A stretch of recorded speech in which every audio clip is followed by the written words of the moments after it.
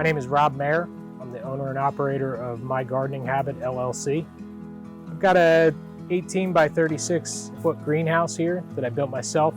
The goal in here was to grow some food, and that's what I've been working on right now. I've got an aquaponics system where I'm growing tilapia, which will then feed plants that I'm going to harvest and eat.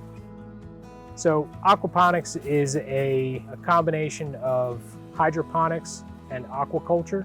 I'll feed the fish, and the fish will then feed the plants. Monitoring temperature in the aquaponics system is pretty important. Ideal temperature for them is between 80 and 85 degrees. Living in New Jersey, we have some extreme summers and some extreme winters.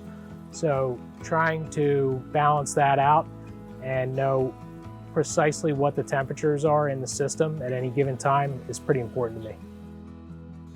Now that I have the Kestrel DROP D1P, able to monitor the temperatures in my fish tank, which is the most important part of the system. I'll just hang it up and put the probe in the tank. It's right there, it's accessible. If I need to, I can just take it right back off, pull the probe out, and move it to another area in the system if I wanted to take a closer look at that. I'm also growing plenty of plants in soil, some succulents, some vegetables.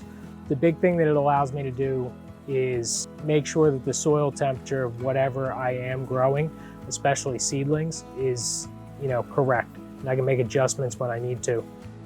Using the Link app and the data that it provides is just one extra step that I don't have to worry about now with my operation.